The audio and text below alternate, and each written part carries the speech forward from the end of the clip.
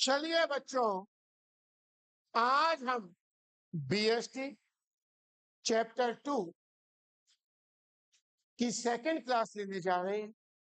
First class आपने complete कर ली थी, जिसमें आपने नेचर ऑफ मैनेजमेंट पढ़ा था, इंपॉर्टेंस ऑफ मैनेजमेंट पढ़ा था। आज आप पढ़ने जा रहे हैं प्रिंसिपल्स ऑफ मैनेजमेंट। क्या पढ़ेंगे? In all, there are 14 principles of management given by Henry Fayol. Given by Henry Fayol. आइए, नोट्स आपके पास है? सब लोगों के पास प्रिंटेड नोट्स हैं? जिनके पास नहीं है वो प्रिंटेड नोट सेंटर से कलेक्ट करें और ध्यान दें। बिना नोट्स के आपका काम नहीं होगा। एग्जाम पर्पज से these are too good. These are, मैं बात कर रहा हूं बोर्ड एग्जाम्स की। ये बहुत इंपॉर्टेंट है आपके लिए, बहुत बड़ा रोल प्ले करेंगे। इन्हीं को अच्छे से कर लीजिए, आपका काम perfect. Fundamental principles of management, can you read it? Can you? चलिए मूव करते हैं बच्चों। सबसे पहले बात करते हैं, एक नाम आया हेनरी फ्योल। कौन थे हेनरी फ्योल? ये इंडस्ट्रियलिस्ट थे। कहाँ के इंडस्ट्रियलिस्ट थे? फ्रांस के रहने वाले थे। इन्होंने कितने प्रिंसिपल्स दिए? 14 प्रिंसिपल्स दिए मैनेजमेंट। किसमें दिए? एक किताब, उस किताब का नाम था जनरल एंड इंडस्ट्रियल मैनेजमेंट। और ये 14 प्रिंसिपल्स एप्लीकेबल ज्यादातर सिचुएशंस, ज्यादातर और फ्लेक्सिबल है, यानी सिचुएशन के हिसाब से आप इनमें चेंजेस कर सकते हैं। कल मैंने पढ़ा था व्हाट इज फ्लेक्सिबिलिटी। तो हमने देखा एक व्यक्ति हुए, क्या नाम था उनका? Henry Fayol. क्या करते थे? इंडस्ट्रियलिस्ट थे। कहाँ के? इंडिया के थे क्या? फ्रांस के थे। कितने प्रिंसिपल दिए थे? कहां पर दिए थे? अपनी किताब में। किताब का नाम क्या था? General and industrial management. इनके ये प्रिंसिपल एप्लीकेबल होते हैं ज्यादातर सिचुएशंस, ज्यादातर, और फ्लेक्सिबल भी है, इनमें चेंजेस किए जा सकते हैं। तो हमको ये 14 प्रिंसिपल समझने, जब तक समझ में नहीं आए आप मुझसे पूछते रहेंगे। वी आर नॉट इनफ, हम पे बहुत टाइम है। पहला प्रिंसिपल है division of work. Division of work का मतलब होता है काम को छोटे छोटे हिस्सों में बांट दे। फर्ज करो आप बैंक में जाए। कहां पर जाए? बैंक में जाए, और वहां केवल एक ही आदमी, तो वही आपको क्या करेगा?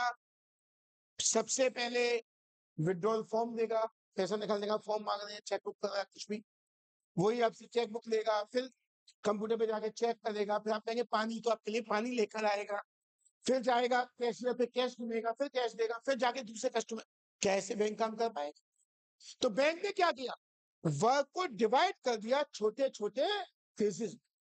पियोन का पानी पिलाने का काम किसका है? पियोन का। अकाउंट खोलना है तो उसके लिए अलग व्यक्ति बैठा हुआ है। समझिए मेरी बात। लोन की बात करनी है तो उसके लिए एक अलग व्यक्ति बैठा हुआ है। कैश विड्रॉ करना है तो कैशियर बैठा हुआ है। तो उन्होंने वर्क को डिवाइड किया या नहीं? ये काम तेरा, ये काम तेरा, ये काम तेरा, ये काम। तो जब हम एक काम को छोटे छोटे पार्ट्स में डिवाइड कर देते हैं, तो हेनरी फ्योल ने कहा तो हमारा काम ज्यादा अच्छी तरीके से हो जाता है। शैल आई मूव है? चलिए पढ़ते हैं एक बार, फिर मैं समझाता हूं। According to this principle, as far as possible, जहां तक संभव हो, द होल वर्क, पूरा काम, should be divided, should be into small parts। तो पहले बात क्या की उन्होंने? होल वर्क, पूरा काम, should be divided into small small parts। पूरे काम को जहां तक पॉसिबल हो, पूरे काम को डिवाइड कर दो small small, and each individual, और हर इंडिविजुअल शुड बी ऐसा, should be only one part of the, और हर इंडिविजुअल को केवल एक पार्ट दो उस काम। बात समझ में आई? तो पहला प्रिंसिपल क्या था? Division of work. ये प्रिंसिपल क्या कहता था? एज फार एज पॉसिबल, जहां तक संभव हो, the whole work should be divided, पूरे काम को बांट देना चाहिए इनटू स्मॉल स्मॉल, छोटे छोटे काम। और बांटने के बाद हर इंडिविजुअल वर्क असाइन करना चाहिए, and each individual should be, क्या असाइन करना चाहिए? ओनली वन, केवल एक part of, according to his, उसकी एबिलिटी और टेस्ट के हिसाब से। बात ऐसा नहीं आज तुमने ए को कैशियर बना दिया कल बी को कैशियर ना। अगर ए को बनाया तो हर बार कैशियर किसको बनाओ, और बी को बनाया तो हर बार बी को ही बनाओगे। कोई डाउट? ताकि जो बेनिफिट्स है स्पेशलाइजेशन के भी मिल, क्योंकि जब व्यक्ति एक ही काम बार बार करता है तो उसमें क्या हो जाता है? स्पेशलाइज्ड। तो बच्चों समझ में आया? अब तक आपने क्या पढ़ा बच्चों? आपने पढ़ा एक व्यक्ति थे जिनका नाम था हेनरी फेयो। ये एक बहुत फेमस इंडस्ट्रिस्ट है। कोई दिक्कत? इन्होंने हमको 14 प्रिंसिपल्स दिए थे मैनेजमेंट के, जो इन्होंने अपनी किताब में लिखे थे। किताब का नाम था जनरल एंड इंडस्ट्रियल मैनेजमेंट। ये प्रिंसिपल्स ज्यादातर सिचुएशंस में एप्लीकेबल होते हैं और फ्लेक्सिबल भी। इन 14 प्रिंसिपल्स में से जो फर्स्ट प्रिंसिपल था, that was division of. Henry Fayol का कहना था जहां तक संभव हो, एज फार एज पॉसिबल, काम को डिवाइड कर दो स्मॉल पार्ट्स में। The work should be divided into small small parts, और हर व्यक्ति and each individual should be assigned one part of work, one part of according to his ability and interest, ability, interest and, ताकि special के benefits भी मिल। Is it clear to you? Shall I repeat it? जी नहीं बेटा, से भी आगे। हमने किसी को अथॉरिटी नहीं दी, हमने काम को डिवाइड किया। डिसेंट्रलाइजेशन का मतलब होता है लोअर लेवल को अथॉरिटी भी, हम अथॉरिटी नहीं देंगे। Is it clear? Positive effects क्या है? क्या फायदे होते हैं वर्क को डिवाइड करने के? बहुत आसान है। पहला फायदा क्या है? स्पेशल मिल जाता है। दूसरा फायदा क्या है? जब एक व्यक्ति एक ही काम को बार बार करेगा तो वर्क की क्वालिटी कैसी होगी? अच्छी होगी। और जब एक ही काम बार बार करेगा तो उसकी स्पीड भी, तो वर्क की क्वालिटी भी अच्छी होगी और स्पीड। जब क्वालिटी अच्छी होगी, स्पीड अच्छी होगी, तो प्रोडक्शन तेजी से बढ़ेगा। तीसरा फायदा, वेस्टेज कम। वेस्टेज, अगर आप मान लो एक मिठाई की दुकान है और आप सब लोग थोड़ी देर के लिए मान लेते हैं हलवाई है, अब एक दिन मैं कहता हूँ बेटा तू बना दे, कहता हूँ तू बना दे, तो आपकी वेस्टेज ज्यादा होगी या नहीं? क्योंकि आप स्पेशलाइज। अगर हर बार एक ही कारीगर है बनाना तो वेस्टेज होता है नहीं। तो ध्यान रखना, फायदे क्या है? स्पेशलाइजेशन की एडवांटेज मिल जाती है, वर्क की क्वालिटी अच्छी होती है, स्पीड अच्छी होती है, वेस्टेज कम होती है, और प्रोडक्शन तेजी से। Is it clear? अब वो कह रहा है consequence of violation of this, अगर ये प्रिंसिपल लागू ना हो तो क्या नुकसान? अगर डिवीजन ऑफ वर्क नहीं करता, कोई ऑर्गेनाइजेशन वर्क को डिवाइड नहीं करता, तो क्या होगा? पहला, रिडक्शन इन, जैसे अभी केस बताया था कि बैंक में एक ही आदमी काम कर रहा है, वही काम करेगा तो एफिशिएंसी कम हो जाएगी। दूसरा, लैक ऑफ, हर काम को अच्छे से नहीं कर पाएगा, उसका किसी में भी स्पेशल नहीं। और तीसरा, चांस ऑफ डुप्लीकेशन ऑफ, एक ही काम को हो सकता है बार बार वो गलती से कर जाए। Is it clear? कोई डाउट है? क्या मैं दूसरे प्रिंसिपल पे आ सकता हूं? श्योर। आप सबने कह दिया दूसरे पर सर आप आ सकते हैं, तो हम भी दूसरे पर आ जाते हैं। चलिए, अगर आप लोग परमिट करते हैं तो बच्चों हम भी आ जाते हैं सेकंड वाले प्रिंसिपल के ऊपर। इसको थोड़ा सा लाइंस को रब कर देते हैं। बेटा आप जानते हैं मुझे ज्यादा टेक्नोलॉजी की जानकारी नहीं है। Second point is authority and responsibility. Authority है हेनरी फैन ने कहा देखो भैया अगर आप किसी को रेस्पॉन्सिबिलिटी देते हो कोई काम करने की क्या देते हो, तो उसे थोड़ी सी अथॉरिटी भी दो। अगर आप केवल रेस्पॉन्सिबिलिटी दोगे अथॉरिटी, तो वो सही से काम नहीं कर पाएगा। मान मैं आपको पढ़ा रहा हूँ, नीचे कुछ पेरेंट्स मुझसे मिलने आते हैं, मैं कहता हूँ 2 मिनट में आ रहा हूँ, बस उनसे मिल जाओ। और मैं कहता हूँ ये लड़का ए गौरव तुम यहाँ आ जाओ और यहाँ आकर क्लास को मॉनिटर कर लो कि उधम ना कर। क्या आप इन्हें मॉनिटर कर पाएंगे? नहीं, ये आपकी सुनेंगे, ये आपकी क्यों? इन्हें पता है कि आप इनका कुछ भी बिगाड़ नहीं सकते। मैंने आपको केवल क्या दी, रेस्पॉन्सिबिलिटी दे गया और मैं चला गया, तो आप रेस्पॉन्सिबिलिटी ढंग से नहीं निभा पाओ। अगर मैं आपको अथॉरिटी भी दे देता, क्या दे देता कि अगर इनमें से कोई भी बच्चा उधम करता है तो आपको अधिकार होगा, आप उसे कोचिंग से निकाल दीजिए, मैं उसे कोचिंग में नहीं लूंगा दोबारा।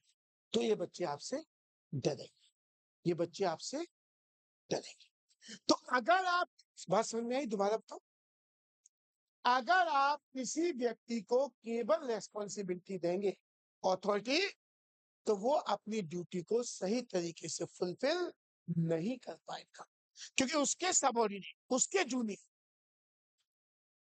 उससे घबराएंगे, उन्हें कोई डर होगा ही नहीं, और बिगाड़ क्या सकते। ये हमारा आपको अगर, तो टेलर ने कहा अगर किसी व्यक्ति को रेस्पॉन्सिबिलिटी देनी है तो उसे अथॉरिटी भी दो। उसने कहा अथॉरिटी और रेस्पॉन्सिबिलिटी टू साइड से सेम कॉइन, जैसे कॉइन में हेड टेल होते हैं ऐसे अथॉरिटी और रेस्पॉन्सिबिलिटी। क्या ऐसा हो सकता है कॉइन में केवल हेड चलता रहे टेल ही रहे? मैं सिक्का बेच दूं, टेल यही रह जाए, हेड आप तक पहुंच जाएगा, तो दोनों तो जाएंगे। देखो एक अकल लगा रहा है, सिक्के को बीच में से काट दो, नहीं बेटा ऐसा नहीं जाता। तो इसी तरीके से टेलर ने कहा अगर अथॉरिटी है तो रेस्पॉन्सिबिलिटी भी होनी चाहिए, और अगर रेस्पॉन्सिबिलिटी है तो अथॉरिटी भी होनी चाहिए। आइए पढ़ते हैं क्या कहते हैं। दीज प्रिंसिपल्स, क्योंकि दो हो गए अथॉरिटी एंड स्टेट्स में, क्या कहते हैं authority and responsibility should go hand in hand. अब कोई एक बच्चा कहेगा सर हाथ पकड़ के चलेंगे क्या? बेटा ये इडियम है, इडियम, फ्रेज, साथ साथ चल, यानी अगर अथॉरिटी है तो रेस्पॉन्सिबिलिटी भी होनी चाहिए। ये थोड़ी इंग्लिश सीखिए बेटा, आप 12th में should go hand in. It means that when a particular individual is given a particular work, जब किसी व्यक्ति को कोई काम दिया and he is made responsible for the results, कोई काम सौंप दिया, जैसे मैंने गौरव से कह दिया कि क्लास को मॉनिटर करो और ध्यान रखना जरा भी शोर हुआ तो तुम पिटोगे, तो तुम पिटोगे। तो मैंने क्या किया, इसको एक पर्टिकुलर इंडिविजुअल है गौरव, उसको मैंने क्या दिया, एक काम दे दिया और कहा ये रेस्पॉन्सिबल होगा रिजल्ट के। अब मैंने इसको केवल काम दे दिया, मगर अथॉरिटी तो क्या है सक्सेसफुल होगा? नहीं होगा।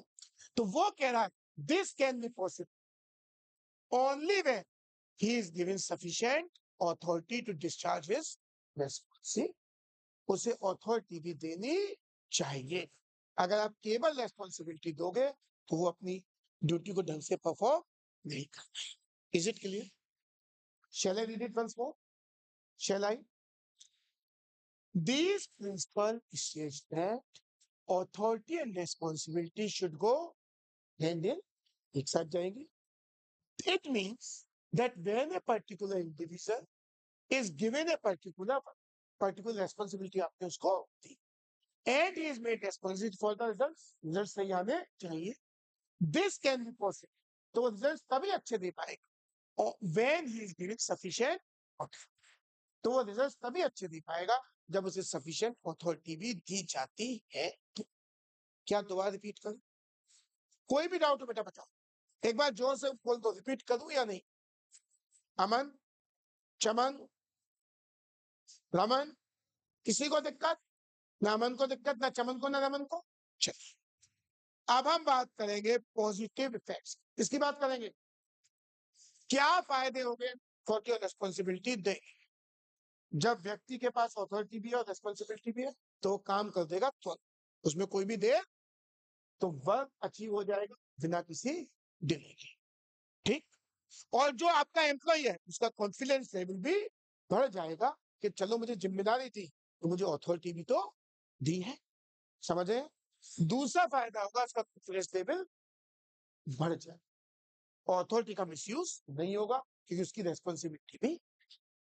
कोई डाउट? दोबारा बताओ, बोलिए। नेक्स्ट क्या है? Consequence of consequence of violation of, अगर ये प्रिंसिपल नहीं करते, कोई ऑर्गेनाइजेशन अथॉरिटी और रिस्पॉन्सिबिलिटी का प्रिंसिपल नहीं लगा तो क्या हो? पहला, जब अथॉरिटी देती और रेस्पॉन्सिबिलिटी नहीं तो अथॉरिटी का क्या होगा? रॉन्ग यूज हो। इनकेस ज्यादा अथॉरिटी दे तो उसका फायदा उठाएगा, मान ली मैंने पूरी अथॉरिटी दी, बहुत ज्यादा अथॉरिटी दे तो उसका मिसयूज करेगा। दूसरा, delay in completion of the work, अगर कम अथॉरिटी थी तो वर्क काम होने में, तो जो अथॉरिटी देनी है वो ना ज्यादा होनी चाहिए ना कम होनी चाहिए। मान लो मैं से ये अथॉरिटी देके चला गया कि भैया मैं जा रहा हूँ, कोई बच्चा शोर करे से तमाचा मारती, तो ये तो ये सोचेगा ये मौका मिल गया, वो उधम नहीं भी बचा, अरे इससे मेरी दुश्मनी थी, आज मौका मिला इससे ही, ये तो बिना वक्त के बाद शुरू कर देगा। तो अथॉरिटी उतनी होनी चाहिए जितनी इसकी रेस्पॉन्सिबिलिटी क्या थी, क्लास चुप रहे। अगर क्लास चुप नहीं रहती तो इस पर्टिकुलर बच्चे की मेरे मुझे रिपोर्ट करे कि इसने उधम कर रहा है, एक्शन। कोई दिक्कत? तो अथॉरिटी ना ज्यादा होनी चाहिए ना, अगर ज्यादा है तो क्या होगा? मिसयूज हो, और कम है तो क्या है? Work complete proper delay. तीसरा, can not fix accountability on the basis of authority. इस पॉइंट को अभी जब अकाउंटेबिलिटी भी डिस्कस करेंगे तब मैं इस पर कोई डाउट है यहाँ? किसी को बेटा आधा समझ में अच्छे से शॉर्ट। थर्ड प्रिंसिपल और करते हैं बच्चों। थर्ड प्रिंसिपल है कौन सा है? डिसिप्लिन। तीसरा जो प्रिंसिपल बच्चे बात करेंगे जैसे डिसिप्लिन। क्या मतलब होता है डिसिप्लिन का? आप जानते हैं बेटा? वैसे आप लोग ज्यादातर डिसिप्लिन नहीं है, उधम करते हैं। हालांकि मेरे यहाँ तो बहुत अच्छी से पढ़ रहे हैं, जनरल में बता रहा हूँ, स्कूल में मैंने सुना है बच्चों उधम ज्यादा। चलो, डिसिप्लिन का मतलब है, ध्यान रखिए बेटा, आप जहां भी पढ़ने जा रहे हैं, स्कूल में भी जा रहे हैं, उन टीचर्स का सम्मान कीजिए पूरी तरह से और अच्छे से चीजों को समझने की कोशिश कीजिए। स्कूल में जाते हैं, टीचर्स जो पढ़ा रहे हैं उस चीज को समझो, आपको डबल फायदा, आपको डबल फायदा। और वहां आप केवल बातचीत करेंगे तो टीचर्स तो पूरी मेहनत से पढ़ा रहे हैं तो उन्हें कोई फायदा ना उनको होगा ना आपको। आइए बच्चे, डिसिप्लिन किसकी बात करेंगे? अकॉर्डिंग टू दिस प्रिंसिपल, क्या कहता है ऑर्गेनाइजेशन रूल्स, ऑर्गेनाइजेशन के जो रूल्स एंड एम्प्लॉयमेंट एग्रीमेंट, जब नौकरी लगी थी तब एग्रीमेंट होता है, should be obey by both the superiors and the subordinates. तो प्रिंसिपल ऑफ डिसिप्लिन ये कहता है कि जो भी रूल्स है ऑर्गेनाइजेशन या जिस समय आपकी नौकरी लगी तो एम्प्लॉयमेंट एग्रीमेंट को ओबे करनी चाहिए दोनों को, सुपीरियर्स को भी और सबऑर्डिनेट्स। बोलो, तभी ऑर्गेनाइजेशन सक्सेसफुल हो पाए। तो क्या कहता है principal of discipline? Principal of discipline ये कहता है कि जो भी रूल्स हैं और एम्प्लॉयमेंट के एग्रीमेंट हैं उनको ओबे करना चाहिए। किसको? सुपीरियर्स को भी और सबऑर्डिनेट्स को भी, अगर वो चाहते हैं कि ऑर्गेनाइजेशन सक्सेसफुल हो। नहीं ये बात समझ? तो principle of discipline says that the rules and employment agreement should be both by the superiors and the subordinates for the successful running of the organization.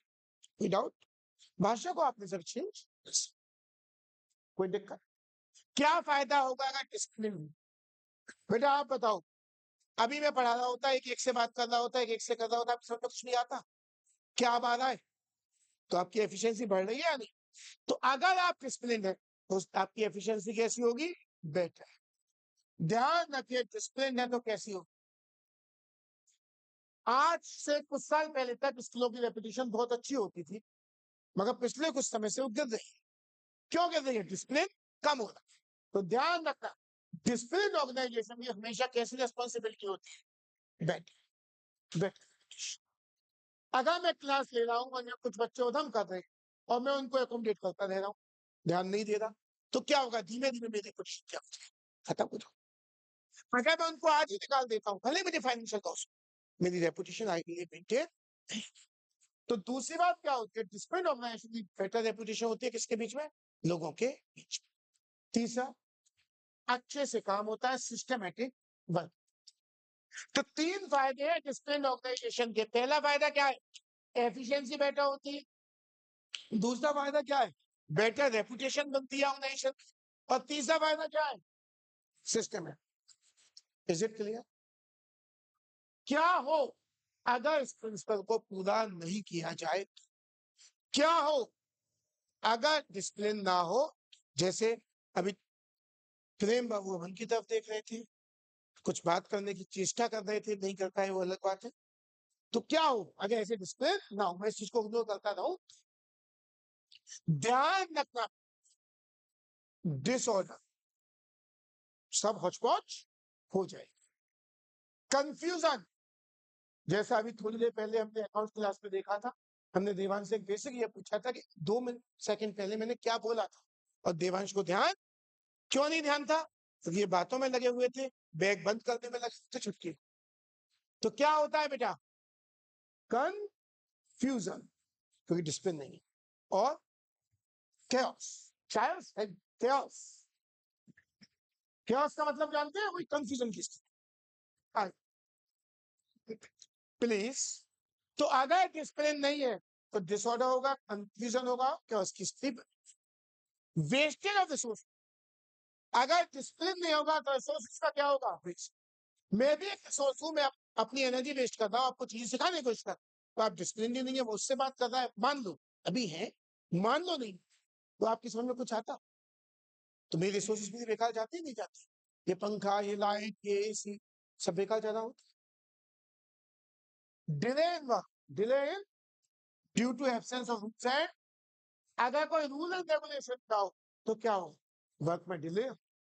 मान लो मेरा बैच लगता है 5 बजे से और मैं आ रहा हूँ 5:30 बजे, तो क्या हो? दूसरे वजह से डिले होगा या नहीं? बोलिए। तो डिसिप्लिन होना।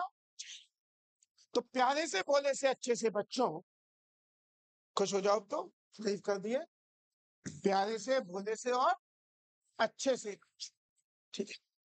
नहीं, आप प्यारे से बोले से अच्छे से बच्चे हैं। बस आपसे सिर्फ एक निवेदन मैं करता हूं बच्चों, ये ध्यान रखिए कि माँ बाप आपके ऊपर बहुत उम्मीद लगाकर चलते हैं। मेरे भी बच्चे होते हैं, मैं भी लगाता हूँ। उनके सपने को सच करना है तो with full zeal and enthusiasm आप पढ़ाई की तरफ लग जाए। सच कह रहा हूं, झूठ नहीं कह रहा, पिछले 5-6 सालों में जो पढ़ाई का स्टैंडर्ड है वो बहुत ज्यादा गिरा है। मैं महसूस कर रहा हूं बच्चों की एफिशिएंसी लेवल कम से कम 70 to 75% डाउन। पहले 100 में से 70 बच्चे पढ़ने वाले होते थे, 30 नहीं होते थे। आज 100 में से 10 बच्चे पढ़ने वाले हैं, 90। ये व्हाट्सएप, मोबाइल, इंस्टा, अभी भी हम यहाँ पढ़ा रहे हैं, बच्चे के हाथ में मोबाइल लग रहा होगा, है ना? यही सबसे बड़े डिस्टर्बेंस, जबकि मैं कह के बैठता हूँ मोबाइल स्विच ऑफ होना चाहिए। These are the root cause. Switch off होगा तो घर से भी नहीं आए, कहीं से आए? जब क्लास है, चाहे घर से आए, कहीं से नहीं आए। मेरी बात को अच्छी तरीके से ध्यान में रखिए बेटा, ध्यान दीजिए। चॉइस आपकी है, अभी भी आपके पास समय है, एफर्ट्स कीजिए, 100% सक्सेस। ध्यान रखिए, आपको सीयूटी देना है, अभी से उसकी तैयारी शुरू करेंगे। हम एक वीकेंड बैच शुरू करने जा रहे हैं, अगर आप चाहेंगे तो। वीकेंड मतलब सैटरडे एंड संडे। और मैं 90% श्योर हूं कि अगर आप अभी से तैयारी करेंगे 12th के बाद आपको अच्छा कॉलेज मिल ही जाएगा, बिना उसके तो कुछ नहीं है। आपको ड्यू पे बढ़िया कॉलेज मिल जाएंगे बड़े आराम से। प्रोवाइडेड आप अभी से एफर्ट्स करना शुरू कर। जनरली क्या होता है, पेपर से 1 महीने पहले एफर्ट शुरू कर, फिर सक्सेस उतनी नहीं मिल पाती, इतना कोर्स नहीं। चलिए एक क्विक रिवीजन आते हैं। जितना कुछ हमने आज किया उस सबको हम तेजी से एक बार बच्चे रिवाइज कर लेते हैं और उसके बाद हम आज की क्लास को खत्म करते हैं। मुझे ये बताइए आपने कहाँ से पढ़ना शुरू किया था? सबसे पहले आपने क्या पढ़ा था, जल्दी बताइए। सबसे बड़ा एक नाम पढ़ा था हेनरी फ्योल। हेनरी फ्योल कौन थे? एक फेमस इंडियनिस्ट थे। कहाँ के थे? फ्रांस के। इन्होंने हमें क्या दिया था? कहाँ पर दी थी? हमारे कान में आके गए थे, एक बुक लिखे थे। उस बुक का भी तो कोई नाम होगा। General and industrial math. और ये प्रिंसिपल एप्लीकेबल होते हैं ज्यादातर सिचुएशंस में, हर ऑर्गेनाइजेशन में, और फ्लेक्सिबल भी। आज हमने केवल 3 प्रिंसिपल्स की बात करी है। सबसे पहला प्रिंसिपल है डिवीजन ऑफ। इसमें हमने पढ़ा था एज फार एज पॉसिबल, जहां तक समझ possible, the work, the whole work should be divided into small small. पूरे काम को छोटे छोटे पार्ट्स में डिवाइड कर देना। And each individual should be assigned a single one, a single, according to his taste, interest and skills। कोई दिक्कत? अब क्या फायदे होते हैं इसके? पहला फायदा होता है जब एक व्यक्ति एक ही काम बार बार करेगा तो स्पेशलाइजेशन आएगा। बोलो। एफिशिएंसी भी बढ़ेगी, स्पीड भी बढ़ेगी, प्रोडक्शन बढ़ेगा, और रिसोर्सेज वेस्ट नहीं। क्या होगा अगर हम डिवीजन ऑफ वर्क नहीं करते? आपको जिधर नहीं, हम डिवीजन ऑफ वर्क नहीं करेंगे तो क्या होगा? आपकी एफिशिएंसी कम आएगी। मान लो कोई एक बहुत बड़ा कैटर्स है, वो कहता है मैं तो एक ही आदमी से सब मिठाई करता हूँ, तो बेटा वो सक्सेस नहीं। उसे सोन पपड़ी का अलग कारीगर चाहिए, बालूशाही का अलग, और घेवर का। अगर वो सोन पपड़ी वाले से घेवर बन पाएगा तो वो एफिशिएंसी नहीं आएगी, नहीं आएगी, नहीं आएगी।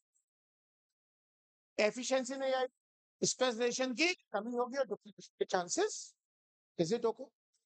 दूसरा प्रिंसिपल आपने पढ़ा था ऑथोरिटी एंड रेस्पॉन्सिबिलिटी, जिसमें हमने पढ़ा था authority and responsibility should go hand in hand.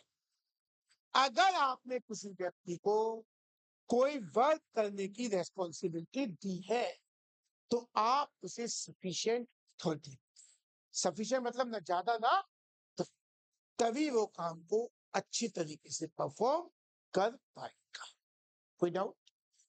इसमें क्या पढ़ा था? क्या फायदे थे अथॉरिटी रेस्पॉन्सिबिलिटी के? बिना डिले के काम पूरा हो। बोलिए बच्चे। जब आप किसी व्यक्ति को अथॉरिटी भी दे देते हैं तो उसका कॉन्फिडेंस लेवल बढ़ जाता है। बोलिए।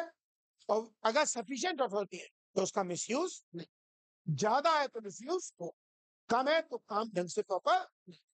ये क्या थे? ये वो चीजें थी कि अगर consequences of violation of the, अगर ये प्रिंसिपल नहीं होगा तो उसके क्या नुकसान। क्लियर है? उसके बाद हमने पढ़ा था डिसिप्लिन। क्या पढ़ा था? इसमें हमने पढ़ा था कि principle of discipline states that the rules and regulations and the employment agreement should be obeyed both by the superiors and the. ऐसा नहीं है कि नियम कानून केवल, मैंने एक नियम बनाया, सपोज मेरी एक इंडस्ट्री है, मैंने नियम बनाया कि कोई भी व्यक्ति सिगरेट नहीं पिएगा हमारे ऑर्गेनाइजेशन के अंदर, और मैं खुद सिगरेट पीऊं, तो बेटा आप लोगों पे कैसा इम्पैक्ट जाएगा? तो वो ये कहता है कि ऐसा नहीं है कि डिसिप्लिन में केवल आप सबऑर्डिनेट्स के लिए नियम बनाए, जो नियम सबऑर्डिनेट्स के लिए होने चाहिए वो सुपीरियर्स के लिए भी होने चाहिए। क्या फायदे होते हैं डिसिप्लिन के? अच्छी एफिशिएंसी होती है, बेटर रेपुटेशन बनती है, और सिस्टमेटिक वर्किंग। क्या नुकसान है अगर उस प्रिंसिपल को वॉयलेट करें? डिसऑर्डर होगा, कंफ्यूजन होगा, और वेस्टेज होंगे रिसोर्सेस की, और बिना बात के काम में डले, क्योंकि जहां रूल्स एंड रेगुलेशंस नहीं होते वहां कुछ भी चीज ढंग से। ये 3 प्रिंसिपल्स हमने आज की क्लास में कवर करे।